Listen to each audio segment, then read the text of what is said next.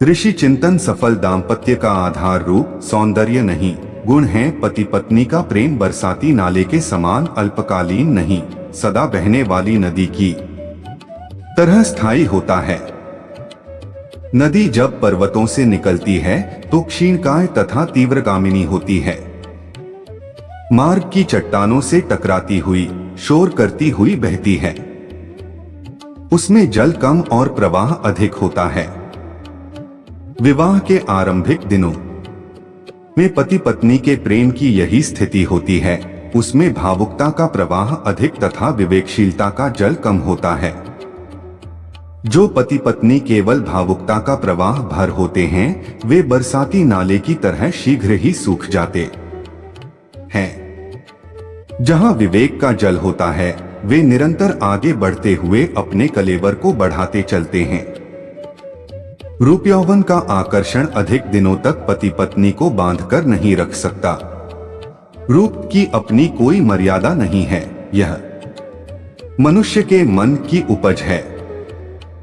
एक अफ्रीकी हबशी के लिए काला रंग, मोटे होठ तथा चपटी नाक सुंदरता की निशानी है।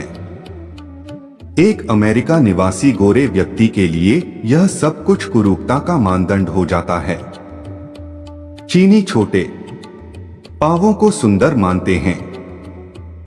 हमारे देश में काले कमर तक लहराते बाल सुंदर माने जाते हैं, तो इंग्लैंड में भूरे और छोटे छोटे गर्दन तक लंबे रूप स्थायी भी तो नहीं होता, आयु के साथ ढल जाता है और अस्वस्थ होने पर बिगड़ जाता है। जो रूप को देखते हैं, वे उसके समाप्त होने पर कैसे अपने जीवन साथी को प्यार कर सकेंगे। रूप देखना ही है तो मानसिक सौंदर्य में देखना चाहिए। सच्चा परिचय तो मानसिक ही होना चाहिए, यही प्रेम का आधार होता है।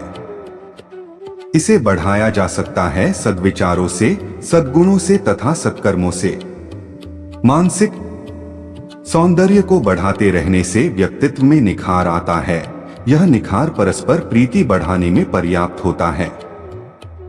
यौनासक्ति भी दाम्पत्य प्रेम का आधार नहीं हो सकती। स्त्री पुरुष का शारीरिक अंतर मात्र आकर्षण का केंद्र नहीं होता, शरीर के पीछे मन भी लगा होता है। पुरुष कठोर परिश्रमी, बुद्धि प्रधान होता है। स्त्री कोमल, सहनशील तथा भावना प्रधान होती है। यही अंतर स्थूल रूप से शरीर की आकृति में भी स्पष्ट होता है। आजकल यह भ्रांति बुरी तरह फैल रही है कि पति पत्नी के प्रेम को स्थायी रखने के लिए शारीरिक समानता का रूप, रंग, गठन आदि का समान होना आवश्यक है। यह नितांत भ्रामक है। मिलन तो उनके गुणों का होना चाहिए। पति अपनी पत्नी से सहनशीलता तथा भावनाओं का अनुदान प्राप्त करता है। पत्नी अपने पति से शारीरिक श्रम तथा बुद्धिमत्ता का लाभ उठाती है।